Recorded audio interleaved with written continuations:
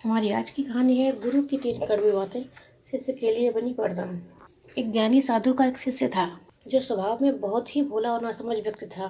शिष्य अपने गुरु का आदर सम्मान बड़ी ही निष्ठा और तहे दिल से करता था, किंतु फिर भी वह अपने गुरु की कुछ बातों को नजरअंदाज कर देता था।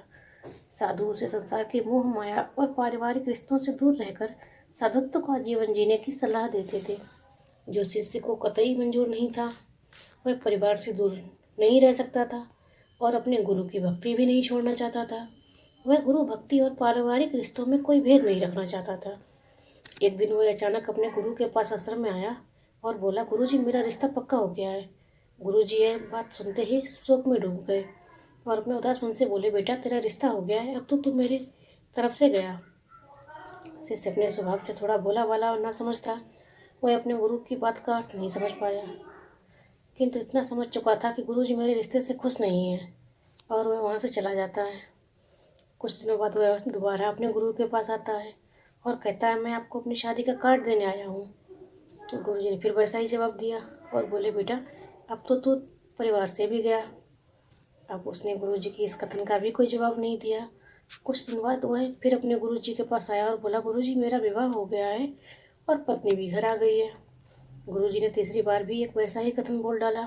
बेटा, अब तो तू दुनिया से गया। अपने गुरु के मुख से ऐसी 3 बातें सुनकर वह थोड़ी नाराजगी के साथ बोला, गुरुजी, आप नहीं जानते हैं मेरे परिवार वाले मुझसे कितना प्रेम करते हैं।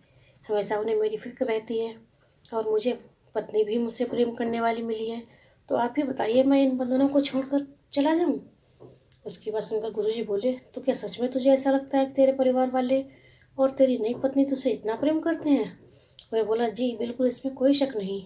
गुरुजी बोले, तो ठीक है, मैं तेरे परिवार वालों की एक परीक्षा लेना चाहता हूँ, जिससे सिद्ध हो जाएगा वे तुझसे कितना प्रेम करते हैं। इसके लिए तुझे मेरा एक काम करना होगा। शिष्य बोला, जी अवश्य, बोलिए क्या काम है। फिर गुरुजी ने अपने शिष्य के साथ मिलकर एक योजना बनाई जिससे सिद्ध हो जाएगा कि सत्य क्या है।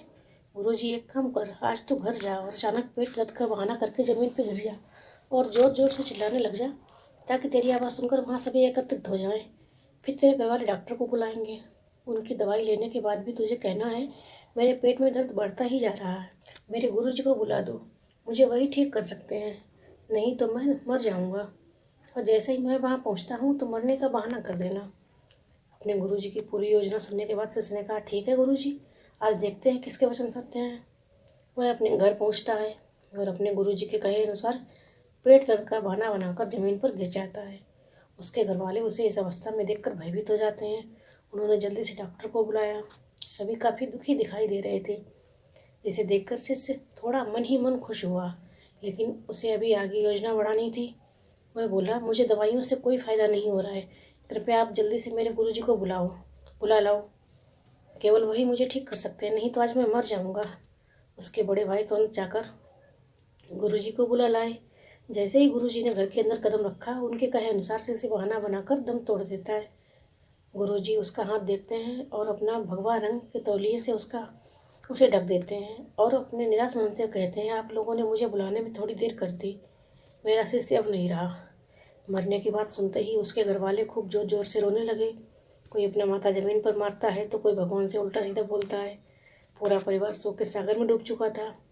घर वालों को ऐसे रोते देख गुरुजी बोले, रुको, रोइए मत, मैं इसे जिंदा कर सकता हूँ। गुरुजी की यह बात सुनते ही सभी ने अपने आंसू थाम लिए और कहने लगे, तो गुरुजी, इंतजार कर किसका है, करिए ना जिंदा। गुरुजी बोले, जिंदा तो मैं कर दूंगा, लेकिन ये बताओ इसकी जगह जाएगा कौन? किसी एक को इसकी जगह जाना होगा या जिंदा हो जाएगा। सभी घर वाले गहन चिंतन में फंस गए। सभी ने एकदम चुप्पी साध ली। उनकी चुप्पी को तोड़ने के लिए गुरुजी बोले, माता जी, आप सबसे ज़्यादा रो रही हैं, आप क्यों नहीं चली जाती इसकी जगह? माता बोली, नहीं गुरुजी, मैं चली गई तो मेरे पति को रोटी कौन पकड़ाएगा? गुरुजी शिष्य के पिता से बोलते हैं, तो पिता बोलते हैं, गुरुजी, मेरे बाद में मेरी पत्नी का है ही कौन? गुरुजी उसकी पत्नी से बोले, जो अपने आंसू नहीं रोक पा रही थी। पत्नी बोली, गुरुजी, अभी मेरी नई नई शादी हुई है, अभी तो मुश्किल से 15 दिन भी नहीं हुए, भला मैं क्यों अपनी जान दे दूँ? मेरी तो दूसरी शादी भी हो जाएगी। सबकी बात सुनकर गुरुजी बोले, तो ठीक है, इसकी जगह मैं ही चला जाता हूँ। सभी घर वाले खुश हो गए। घर वाले बोले, यह ठीक है गुरुजी, आपके तो आगे पीछे भी कोई नहीं है। गुरुजी बोले, तो ठीक है, मेरा कुछ सामान लाओ। 1 किलो दूध, 3 बाजरे की रोटी और 1 पाव देसी घी। घर वालों ने सभी सामग्री लाकर गुरुजी को दे दी। उन्होंने दूध में रोटियां मिलाई और उसमें घी डालकर बोले, अब मैं ये पीऊँगा और मेरे पीते ही मेरी आत्मा इसके अंदर चली जाएगी। घी दूध तो गुरुजी का एक बहाना मात्र था। भोजन करने के लिए जैसे ही गुरुजी ने इसे पीकर ख़त्म किया, शिष्य का हाथ पकड़कर बोले, खड़ा हो जा। शिष्य जो पहले से ही जिंदा था, मरने का तो केवल एक बहाना था, खड़ा होकर बैठ गया। उसके घर वाले जिंदा होते ही उस काफ़ी देख खुश हुए, लेकिन अपने परिवार की नकली खुशी देख वह गहरे दुख में डूब गया।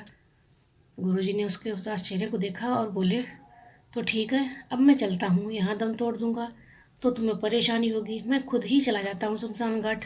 गुरुजी जैसे ही जाने के लिए आगे बढ़े, शिष्य ने उनके पैर पकड़ लिए और बोला, कहाँ जा रहे हो गुरुजी? अपने इस भोले और नासमझ भक्त को अपने साथ लेकर नहीं जाओगे?